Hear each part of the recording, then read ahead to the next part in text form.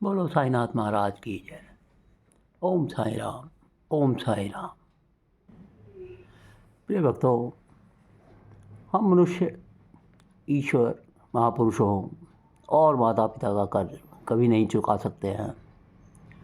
हम उनके बदले में उन्हें कुछ दे अवश्य सकते हैं, लेकिन यह न तो मूल होगा और ना ही सूद होगा, बल्कि कुछ नई चीज़ होगी। कहने का मतलब यह है, अपने माता पिता, गुरु आदि से हम बहुत कुछ सीखते हैं। उनकी दी गई सीख, कही गई बातों पर अमल भी करते हैं, जो हमारी ज़िंदगी में बदलाव लाती हैं। इन्हीं परिवर्तनों से उपजी सकारात्मक चीज़ें हम दूसरों को बांट सकते हैं। इसे परोपकार भी कहते हैं, समाज सेवा भी, और अपने देश दुनिया समाज को कुछ देने का सार्थक प्रयास भी। साईनाथ महाराज हमारे मार्गदर्शक हैं। उनका सानिध्य स्मरण हमें निरंतर कुछ न कुछ बेहतर चीज़ें प्रदान करता है, नई ऊर्जा देता है, ठीक से जीना सिखाता है, सही कर्मों की ओर अग्रसर करता है। साईं हमें बहुत कुछ देते हैं। वे कण कण हर मन में अच्छी भावनाओं और विचारों के साथ विद्यमान है। इसलिए जब भी हम साईं से कुछ मांगेंगे और उन्हें कुछ लौटाएंगे, तो एक साथ तमाम लोगों तक पहुंच जाएगा। साईनाथ महाराज का हमेशा यही संदेश रहा है कि जो कुछ करना है इसी जीवन में करो। अगर आपके पास पर्याप्त धन है तो उसका सदुपयोग करो, लोगों के साथ भलाई करो, उनके लिए अन्न जल कपड़े इत्यादि का प्रबंध करो।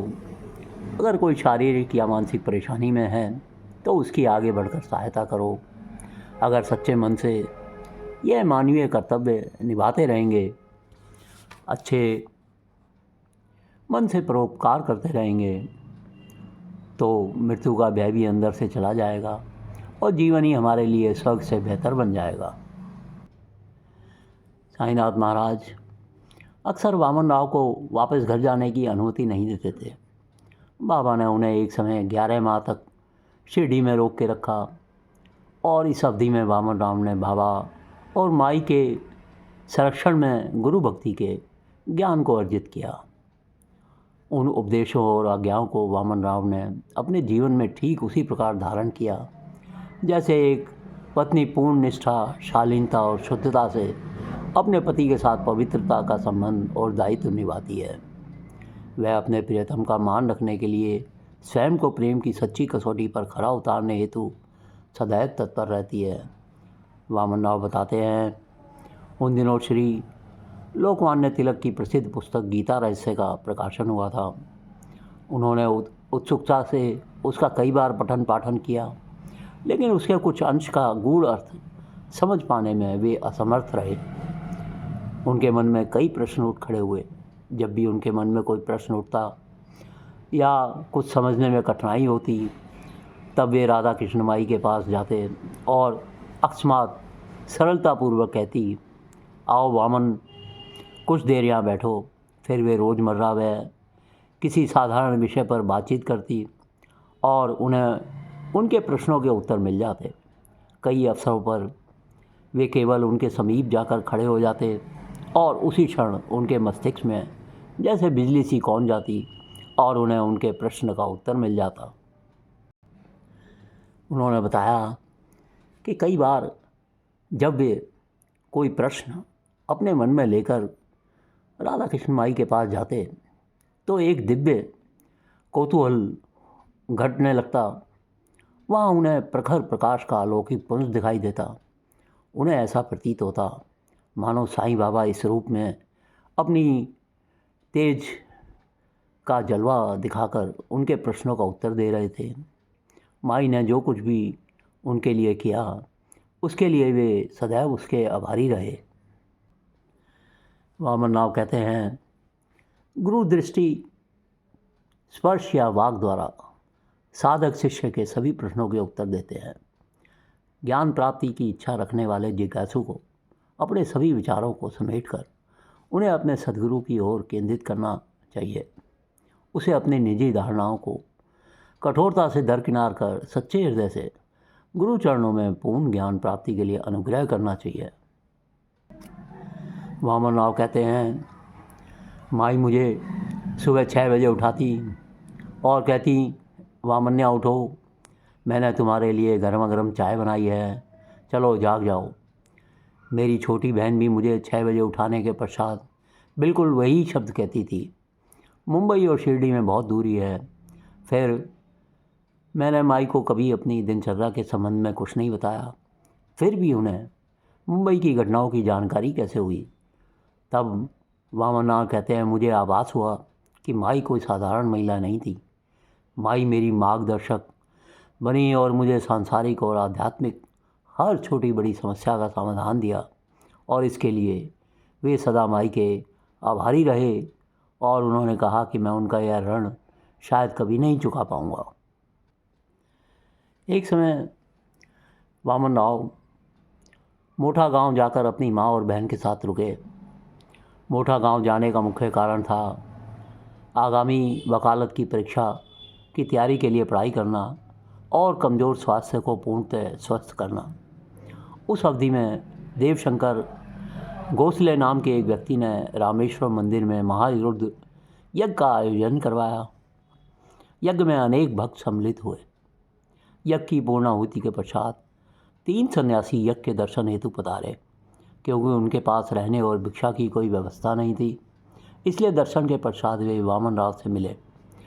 वामन राव ने उनका अतिथि सत्कार किया और नीलकंठ महादेव मंदिर में उनके ठहरने की व्यवस्था करवा दी। वामन राव ने अपनी माँ से सन्यासियों के लिए अपने घर में भिक्षा का प्रबंध करने का आग्रह किया। माँ की अनुमति के पश्चात उनकी बहन भोजन पकाने के लिए सहमत हो गई। उनकी बहन ने स्वादिष्ट भोजन बनाया।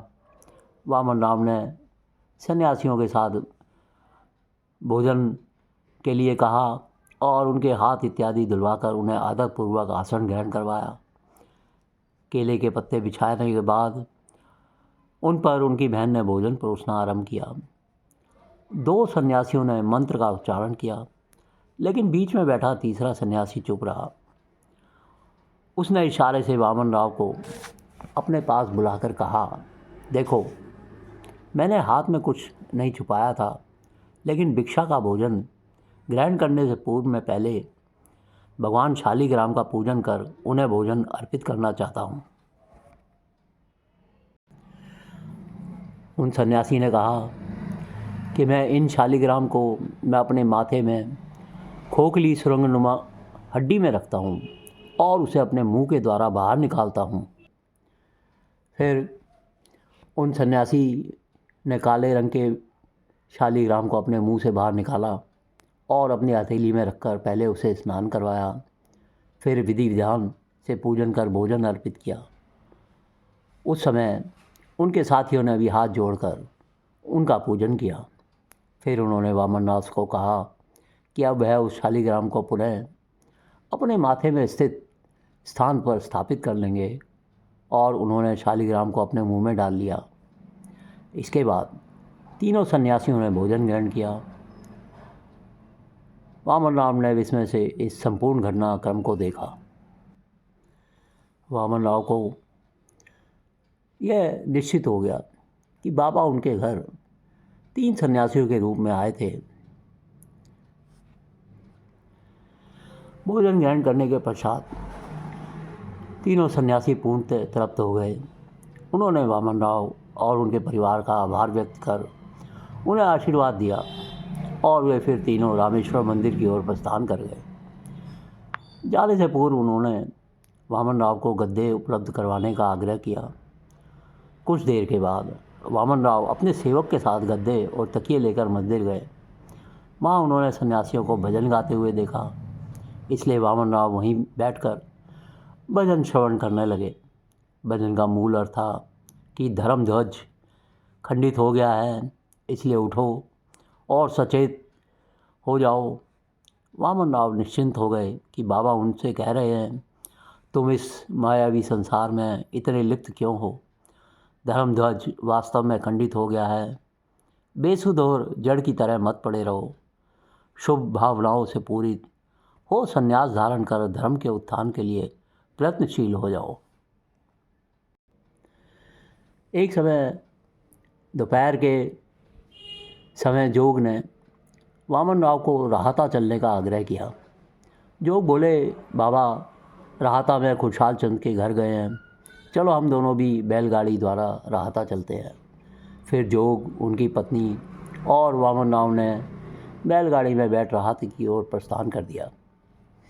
आधा रास्ता तय हुआ था कि बैलगाड़ी का एक पहिया मिट्टी में धंस गया, इसलिए वे आगे चलने में असमर्थ हो गए। तब जोग बोले, वामन राव, सभी कहते हैं कि तुम में असाधारण सिद्धियां हैं, इसलिए तुम पहिए को स्पर्श कर दोगे तो बैलगाड़ी चल पड़ेगी, तब मुझे लोगों की बात का प्रमाण मिल जाएगा। वामन राव ने पहिए को हाथ लगाया और बैलगाड़ी बिना किसी कठिनाई के आगे चल पड़ी। तब जोग बोले, लोग जो तुम्हारे विषय में कहते हैं वह वास्तव में सत्य है। वामन राव को सिद्धियां प्राप्त करने में कोई लगाव नहीं था और न ही वे सिद्धियों को महत्व देते थे। उन्हें लगा कि जोग का ऐसा विश्वास था कि मुझ में पहिए की मिट्टी से बाहर निकालने की शक्ति है, इसलिए उनका विश्वास सिद्ध हो गया। लेकिन वामन राव को ऐसा विश्वास था कि बाबा की कृपा से ही यह सब कुछ संभव हुआ और यह इस बात का प्रमाण था। फिर उन लोगों ने नदी पार कर राहता में प्रवेश किया।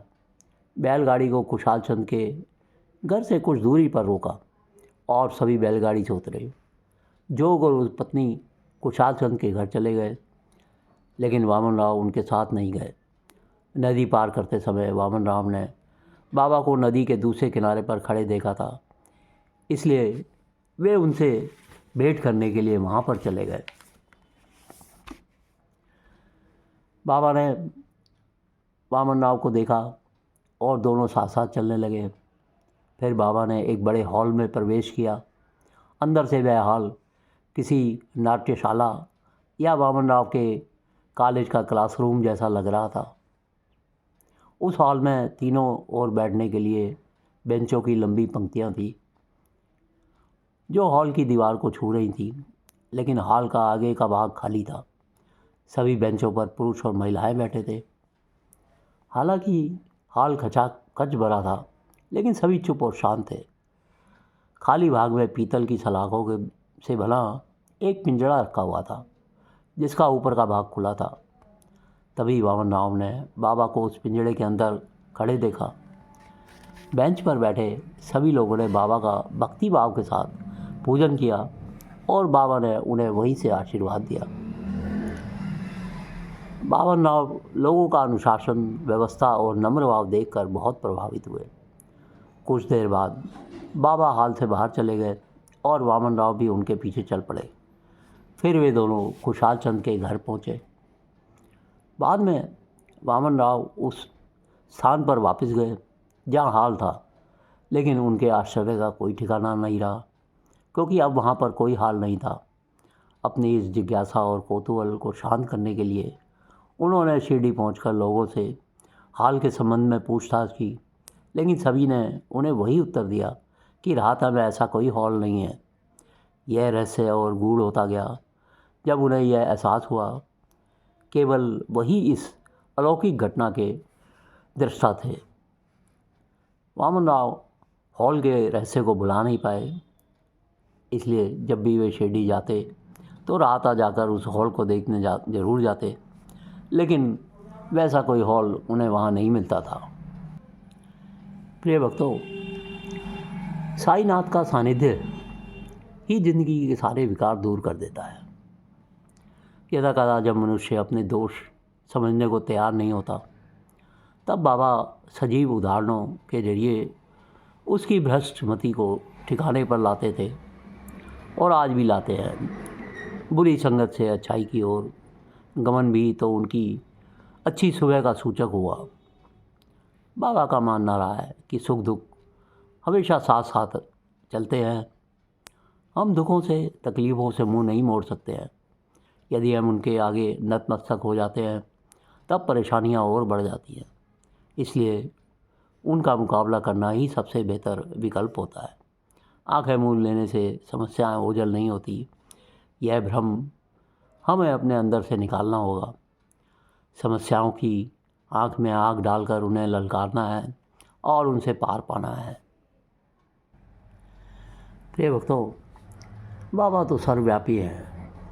उनके भक्तों को अगर कोई दुख तकलीफ़ होती है तो वे तुरंत किसी न किसी रूप में उनके पास उनकी सहायता के लिए पहुंच जाते हैं और उनके आत्मोन्नति का मार्ग प्रशस्त करते हैं।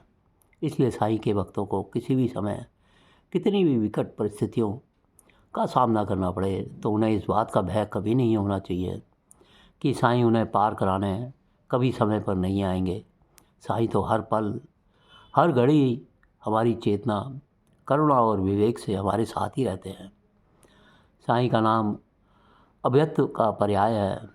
ज़रूरत है तो सत्कर्म की राह पर चलकर अपने करुणा और विवेक से अपनी चेतना पर अविभाज्य अंग बनाने की।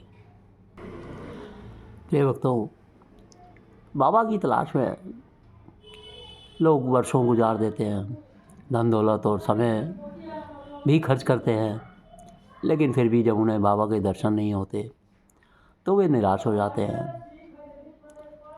जैसे मृग अपनी नाभि में ही कस्तूरी होने के बावजूद खुशबू के चलते उसे यहाँ वहाँ ढूंढते हुए भटकता है, ठीक वैसी ही मनोस्थिति हमारी हो जाती है। साईं हमारे दिल में बैठे हैं, लेकिन हम उन्हें यहाँ वहाँ तलाशते फिरते हैं। दरअसल हमने कभी उन्हें जगाने की कोशिश नहीं की। वे सुप्त अवस्था में हमारे अंदर ही विराजमान है। हम जब उन्हें जागृत करेंगे तभी तो उनकी आहट होगी, उनकी हलचल हमें नए मार्ग पर ले जाएगी, भ्रम से निकालेगी और हमारा कल्याण हो पाएगा।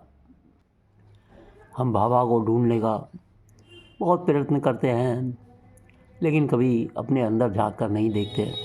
वे तो हमारे दिल में विराजे हैं, लेकिन हम उन्हें सोता हुआ रखते हैं, जगाने की कोशिश नहीं करते। जिस दिन हमारे अंदर विराजे साईं जाग जाएंगे, उसी समय देखिएगा हमारे मन से असुरक्षा, डर और मेरा और तुम्हारा का भाव सब कुछ निकल जाएगा। हम बाबा के रंग में रंग जाएंगे, एक ऐसा रंग जिसमें कोई भेदभाव नहीं होता है। प्रिय भक्तों, बाबा की पावन लीलाओं का और उनके पावन उपदेशों का हम इसी प्रकार वर्णन करते रहेंगे। चैनल में रुचि आए तो सब्सक्राइब ज़रूर कीजिए, लाइक और शेयर कीजिए और साईं साईं का सुमिरन करते रहिए। ओम साईं राम, ओम साईं राम।